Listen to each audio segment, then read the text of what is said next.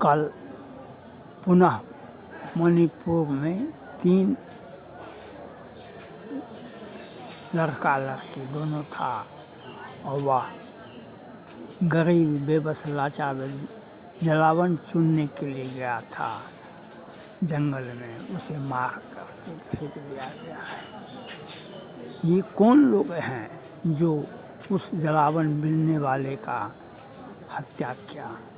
वह वही लोग हैं जो कहता है कि हमारा भारत में हिस्सेदारी है। वह है रोहिंग्या मुसलमान, वह है विदेशी ताकत, वह है म्यांमार का चीन के द्वारा जो भेजा जाता है, और रोहिंग्या मुसलमान वह हमारे देश में, और ये विरोधी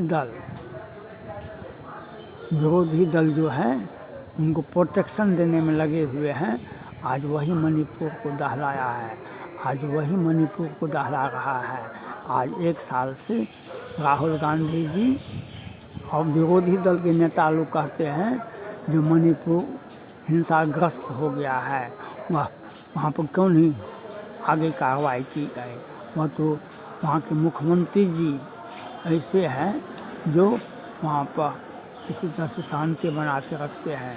लेकिन यह जो विरोधी दल जो रोहिंग्या मुसलमानों को प्रोटेक्शन देते हैं, देश विरोधी ताकत को प्रोटेक्शन देते हैं, जो वही आज भारत में जहाँ भी है, वही भारत में आंतरिक हिस्से में वह मौका वारदात पर हमला करते हैं।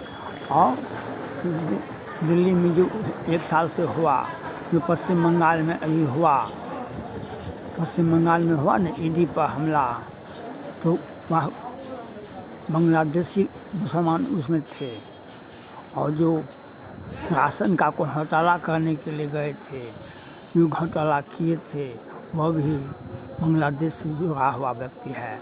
यह भी संभावना वह भाग गया है। वह क्यों पश्चिम बंगाल में बसा हुआ है? वह इसीलिए बसा हुआ है, और उनके तरफ में ईडी पर, केंद्र सरकार की एजेंसी पर 200 लोगों ने हमला किया था। लेकिन विरोधी दल एक शब्द भी नहीं बोलते।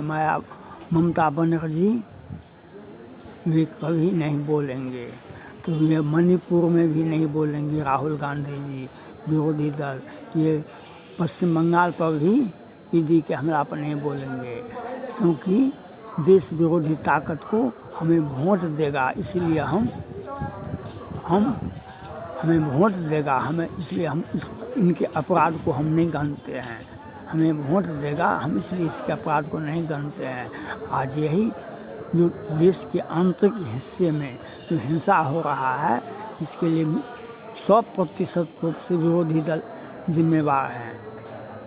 100% विरोधी दल जिम्मेवार है। जहाँ भी विरोधी दलों की सरकार है, और वहाँ पर आग लगाना आज स्वाभाविक है। आज रामलला के ऐतिहासिक भव्य मंदिर में ये लोग नहीं जाएंगे, क्यों? तुष्टीकरण की नीति इनका फेल हो जाएगा। तुष्टीकरण का, मुस्लिम वोट हमको नहीं मिले, हम उससे वंचित हो जाएंगे, इसलिए वह उनको खुश करने के लिए, देश विरोधी ताकत को हवा देने के लिए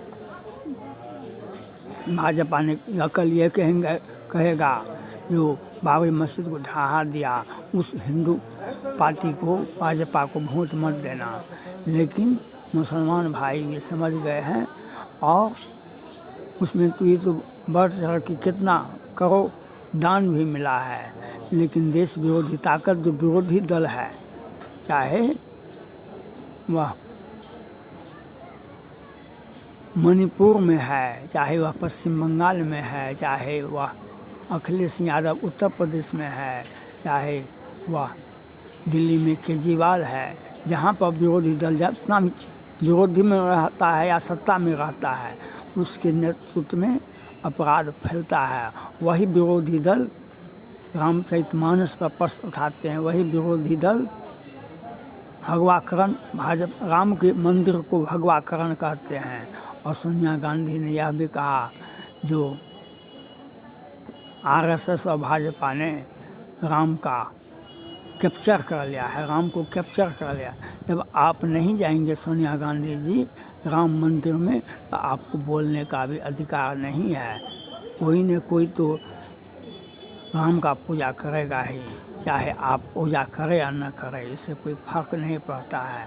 लेकिन आज मणिपुर में जो हिंसा हुई, हम वहाँ की राज्य सरकार से अपील करते हैं, वह गरीब बेबस लाचार व्यक्ति को नहीं, जिसने इस गरीब बेबस लाचार व्यक्ति की हत्या किया है, उस पर गृह मंत्री को बयान देना चाहिए और उसका खोज करके उस पर गोली से उड़ा देना चाहिए। और वहाँ के मुख्यमंत्री जी से अपील है, जो आप उन तत्वों को खोज करके उसे जहन्नुम में पहुँचा देना चाहिए, जिसने यह कुकृत काम किया, 3 मजदूर वर्ग के लोगों का हत्या किया है। ऐसे व्यक्ति को आप कठोर से कठोर सजा देने के लिए आप प्रयास कीजिए और हर हाल में उसे गिरफ्तारी होनी चाहिए और उसे कड़ी सज़ा मिलनी चाहिए। और यह घटना होता है क्यों, लोगों को हिदायत देना चाहिए, जो आप जंगल में अकेले 2-4 आदमी से नहीं जाएं, 10 से 20 आदमी के जाएं। जहाँ भी लोग जाएं वहाँ पर सेना अर्धसैनिक बल जहाँ पर भी हो वहाँ पर, और उन्हें खोजते रहना चाहिए। जो अपराध प्रवृत्ति के लोग हैं, जो व्यक्ति हिंसा पर उतारा हुआ है, उसका खोज होना चाहिए, खोजते रहना चाहिए। पुलिस को हर हाल में 24 घंटा वहाँ पेट्रोलिंग होना चाहिए, अर्धसैनिक बलों का, सैनिक बलों का। और उन्हें जो हिंसा फैला रहा है मणिपुर में, ऐसे तत्वों पर सख्त एक्शन होना चाहिए। यह राज्य सरकार को जिम्मेवारी, क्योंकि बदनामी तो आपकी भी होगी, क्योंकि आपने वह काम करना चाहिए आपको जो काम आप करना चाहिए। आप मणिपुर में रह करके हिंसा हो रहा है, इसके लिए भी आप जिम्मेदार हो सकते हैं।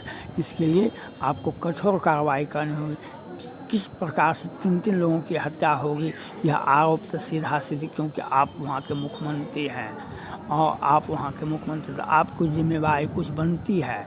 और विरोधी दल तो बदनाम करेंगे ही, लेकिन आप अपना बदनामी तभी शांति रख सकते हैं।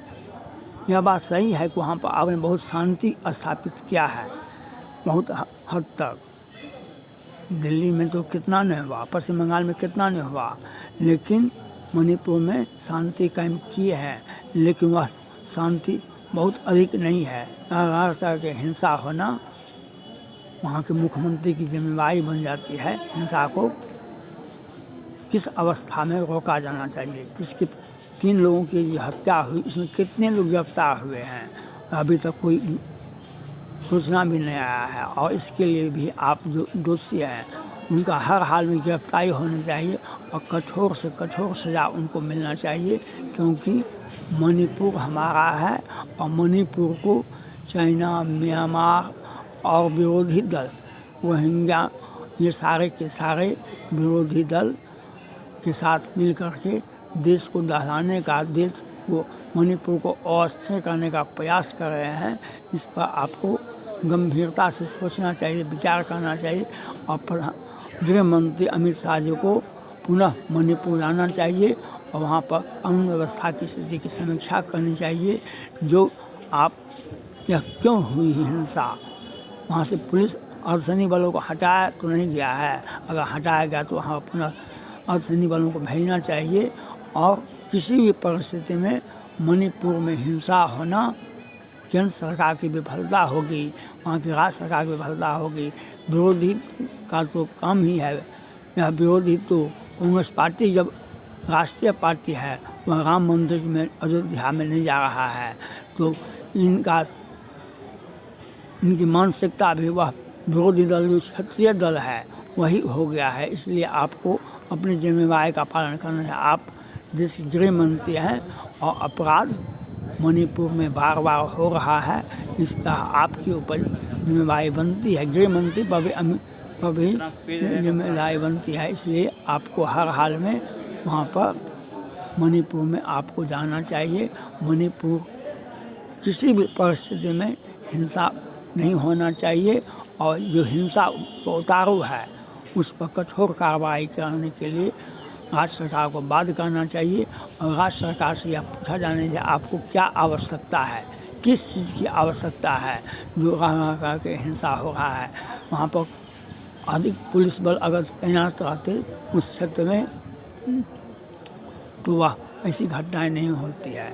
पुलिस बल का एक जगह जमा कर देना से पुलिस से काम कम नहीं होता है। एक जगह आप अर्धसैनिक बलों को जमा कर दीजिएगा उससे तो आज में शांति नहीं आएगी। सैनिक और अर्धसैनिक बलों का टुकड़ी थोड़े थोड़े लोगों पर रहना चाहिए, यहाँ पर लोगों के माल जाल का हिफाजत हो, ऐसा व्यवस्था, ऐसा पुलिस का प्रतिनियुक्ति होना चाहिए उस जगह पर जहाँ पर हिंसा की संभावना है और जो हिंसा में है उसकी पहचान होनी चाहिए, उस पर कठोर कार्रवाई होनी चाहिए।